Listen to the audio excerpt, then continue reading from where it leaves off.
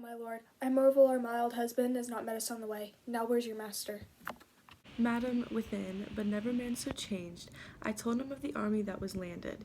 He smiled at it. I told him you were coming. His answer was the worst of Glucker's treachery and of loyal service of his son. When I informed him, then he called me sot, and told me I had turned the wrong side out. What most he should dislike seems pleasant to him, what like offensive. Then you shall go no further. It is a coward's terror of his spirit that dares not undertake. He'll not feel wrongs which time to an answer. Our wishes are on the way. May prove effects back Edmund, my brother. Hasten his musters and conduct his powers. I must change arms at home and give the distaff to my husband's hands. This trusty servant shall pass between us. Ere long you are to hear. If you dare venture on your own behalf at mistress's command, wear this, spare speech. Decline your head this kiss. If it durst speak, and stretch thy spirits up into the air, conceive and fare thee well. Yours in the rank of My death. most dear Gloucester, oh, the difference of man and man, to thee a woman's services are due. My fool usurps my body. Madam, here comes my lord. I have been worth the whistle.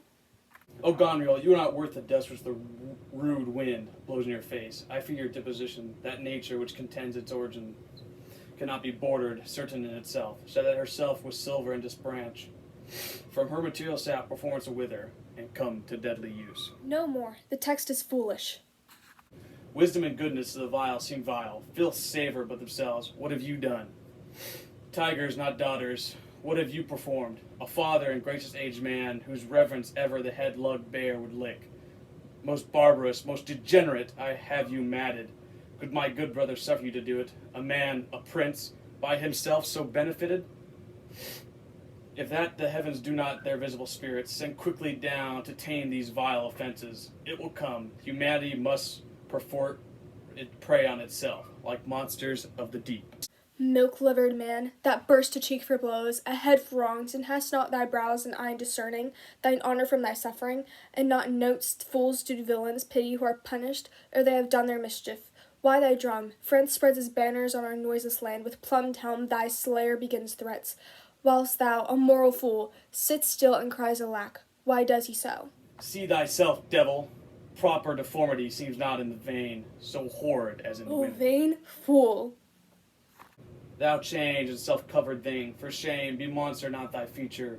Were it my fitness to let these hands obey my blood, they are not apt enough to dislocate and tear thy flesh and bones. However, thou art a friend, a woman shaped doth shield thee. Marry your manhood now. What news? One way I like this well, but being widow and my Gloucester with her, may all the buildings my fancy pluck upon my hateful life another way. The news is not so tart. I'll read an answer. Oh, my good lord, the Duke of Cornwall is dead, slain by a servant going to put out the other eye of Gloucester. Gloucester's eye.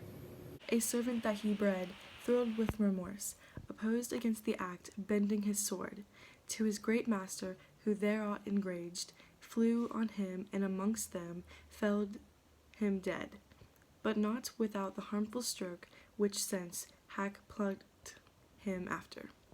This shows you are above, you justicers, that are neither crime, so specifically convenge, but O poor Gloucester lost his other eye. Both, my lord. This letter, madam, craves a speedy answer. 'Tis from your sister. Where was his son? When did they take his eyes? Come with my lady hither. He is not here. No, my good lord, I met him back again. Knows he the wickedness? Ay, my good lord, 'twas he informed against him, and quit the house on purpose, that their punishment might have the freer course. Gloucester, I live, to thank thee for the love thou show'st the king, and to revenge thine eyes. Come hither, friend. Tell me what more thou know'st.